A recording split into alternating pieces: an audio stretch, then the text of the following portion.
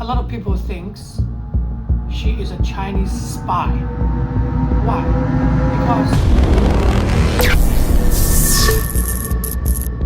Hello everyone, welcome back. This is James. Today I want to share a very interesting story happened in the Philippines. So I think this is a story that can give you some insight about how this world is working.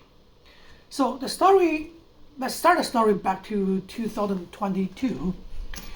There is a small village north of Manila called Bamban. I don't know if I'm pronouncing it right or not.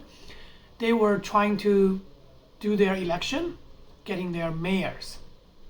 So there's a very young candidate, 31 years old, pretty girl, Chinese.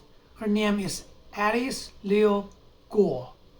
So I will just call her Alice later. So she's a very young, wearing pink, very positive, give people very good impression.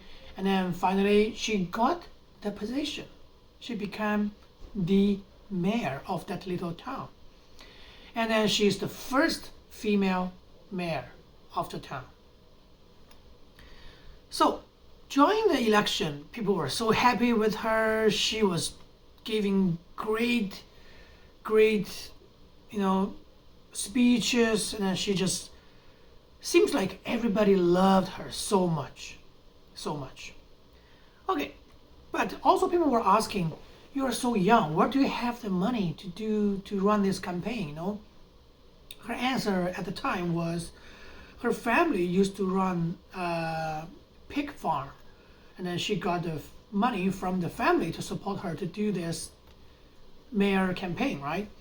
So people are not asking too much questions because at the time everybody was just excited about this new young pretty female mayor for this small town, Bamban, sorry.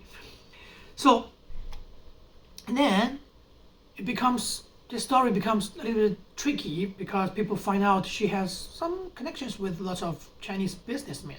And in those businessmen, they're not all very clean.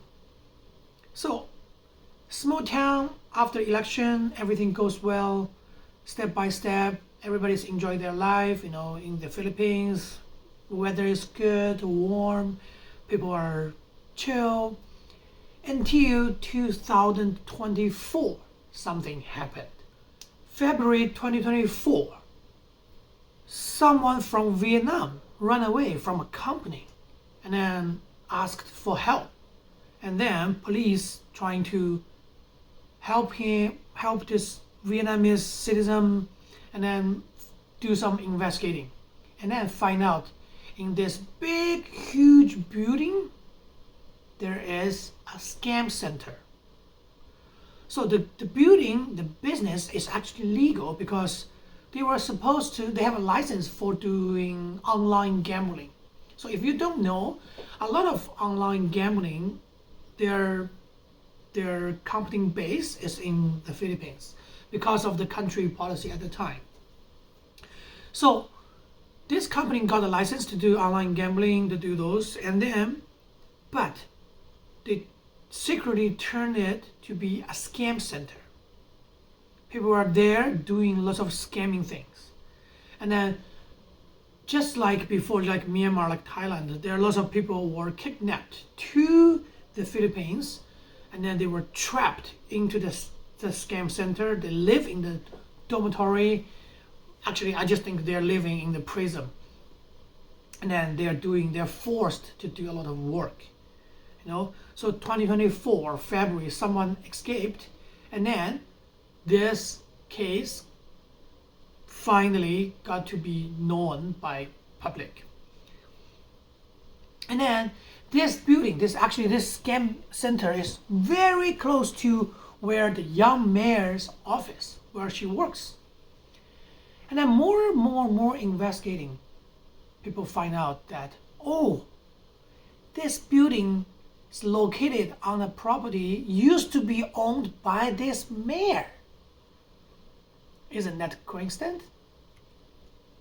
However, when everything is pointing to this mayor, you know, a lot of her supporters are choosing to not believe it because they just believe this mayor is positive, and then yes, of course, she definitely brought some changes to this small town. A lot of people told the reporters that because she's a female, because she's young, because she is fixing lots of problems in the small town, so people supported her, but they didn't know the dark side of this mayor. And then when people find out this is a scam center just based on her ex property, she used to own this property, she said she already sold it before she became the mayor. So she was prepared for that. Story at here is not finished. It's even getting deeper and deeper. So this company, again, was used to do gambling, right? But it's legal to do gambling. And then you may not know, a lot of Chinese really love to gamble. So this company actually have lots of Chinese customers, and then a lot of them are rich. That's why this mayor has connection. Alice has the connection to those Chinese businessmen. And then they turned this gambling company to become a scam center. So in the scam center, there are lots of people are forced, just like what happened in Myanmar before. They're forced. They're just not. They're kidnapped to there to do the scam business. In the center, they have basketball courts. They have everything they need except freedom. They have everything they need except freedom. And then they have the management team are very violent to their workers. There's no human rights in the scam center. So the funny thing, the interesting thing after she got caught was, so before she was really officially caught, the government was asking her, okay, why this building was on the property you used to own, and then answer those questions, who you are, where are you from, and then stories getting more and more clearly that this girl, she said her father is Chinese, her mother is Philippines. That's her explanation. Her family used to run some farming business, including pig farm, those things. However, when they were asking about her childhood, she had no memories about her life when she was little. She said she forgot.